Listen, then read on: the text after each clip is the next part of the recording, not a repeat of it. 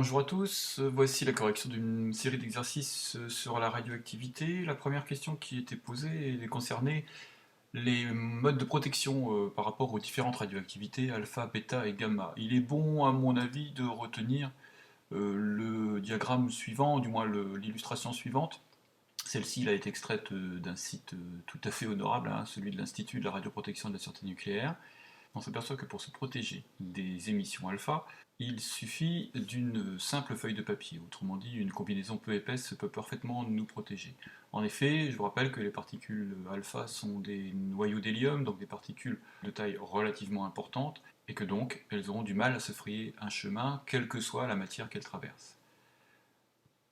Il ne faut pas oublier aussi que la peau constitue finalement une barrière naturelle aux émissions alpha.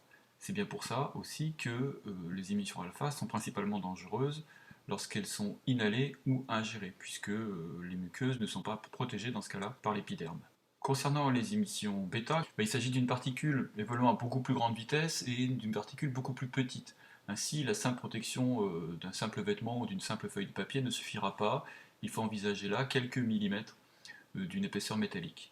Et enfin, connu pour être bien sûr le plus pénétrant d'entre tous, le rayonnement électromagnétique gamma. Lui franchira allègrement les deux premières protections, il lui faudra une couche très épaisse de béton ou de plomb pour être suffisamment absorbé. Bien, nous en arrivons à l'exercice extrait du livre Hachette. L'exercice 2, identifier la particule émise et le type de radioactivité d'un radionucléide. Il s'agissait en l'occurrence ici de l'or 203. Donc 203 79, ça c'est le noyau auquel on nous demande de nous intéresser comme noyau pair. Après une désintégration, alors je vous rappelle que le terme désintégration est trompeur, qu'il faut voir sous le terme désintégration une simple transformation, mutation du noyau. On arrive, après cette désintégration, à un noyau de mercure, donc 80 Hg 203. Et cette désintégration s'accompagne de l'émission d'une particule. Alors, on nous demande de la noter petit q dans un premier temps, donc le q minuscule ici.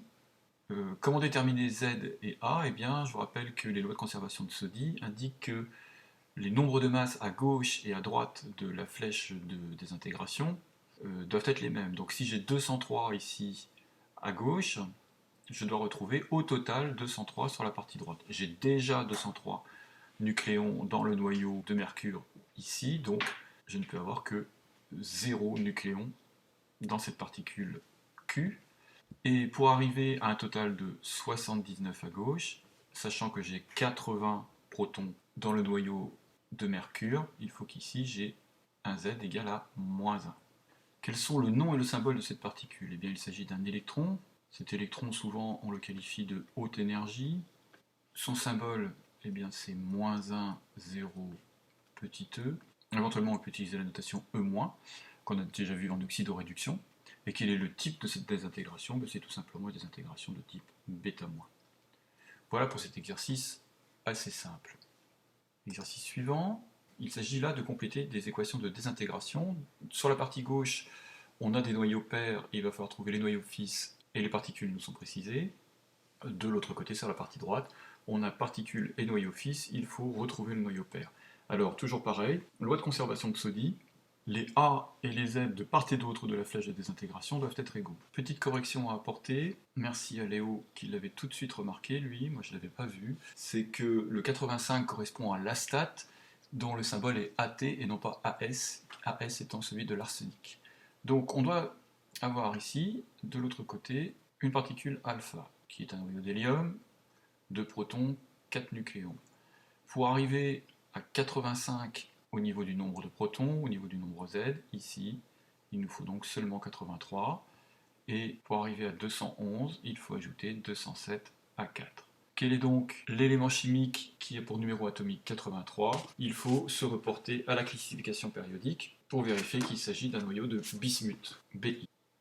Même exercice, mais cette fois-ci avec une particule β-, alors on vient de l'avoir dans le précédent, donc on peut la noter comme ceci. Pour arriver à 11, sachant que j'ai moins 1, il faut que j'ajoute 12. 12 moins 1 bien égal à 11. Ici, 0 pour le nombre A, donc je ne vais pas toucher 24 plus 0, va bien redonner les 24 qui sont ici. Quel est cet élément qui a pour numéro atomique 12? Il s'agit du magnésium, symbole Mg. Même exercice encore. Cette fois-ci, la particule obtenue est un bêta plus, donc avec un plus 1 ici et un 0. On doit retrouver donc le 40 en haut. Et comment avoir 19 quand on a déjà 1? Eh bien, figurez-vous qu'il s'agit simplement d'ajouter 18. Un petit coup d'œil, 18 nous donne le gaz rare argon. Voilà. Alors, la même chose, mais à l'envers. C'est beaucoup plus simple. 206 plus 4, 210. 82 plus 2, 84, qui correspond au polonium. 40 plus 0, 40. 20 moins 1, 19. Le potassium, avec son noyau K1940. 30 plus 0 nous donne 30. 14 et 1 nous donne 15 pour un noyau de phosphore 30, symbole P. Donc ici, évidemment, il s'agissait, c'était pas demandé, mais il s'agit d'une désintégration alpha, ici une désintégration bêta-, et donc ici d'une désintégration bêta+. Voilà pour ce petit exercice. Un élément radioactif utilisé dans de nombreux examens médicaux, il s'agit du technétium 99. Alors, quelle est la nature du rayonnement gamma? Là, c'est une question de cours, tout simplement. Le rayonnement gamma est en fait une onde électromagnétique de longueur d'onde particulièrement faible et qui sera donc particulièrement pénétrante. Mais ça, c'est l'approche onde. On peut avoir aussi l'approche particule et qualifier le rayonnement gamma en fait d'être l'émission de photons gamma. Voilà, ce sont deux approches différentes, deux présentations différentes de l'émission de ces quantums d'énergie lors du rayonnement gamma. Donner l'équation de désintégration du technétium 99 métastable, alors on vous disait qu'en fait métastable correspondait au terme plus souvent utilisé de excité, eh bien on a un noyau TC4399 qui est dans un état métastable, c'est-à-dire dans un état excité, et qu'on note tout simplement avec l'astérisque.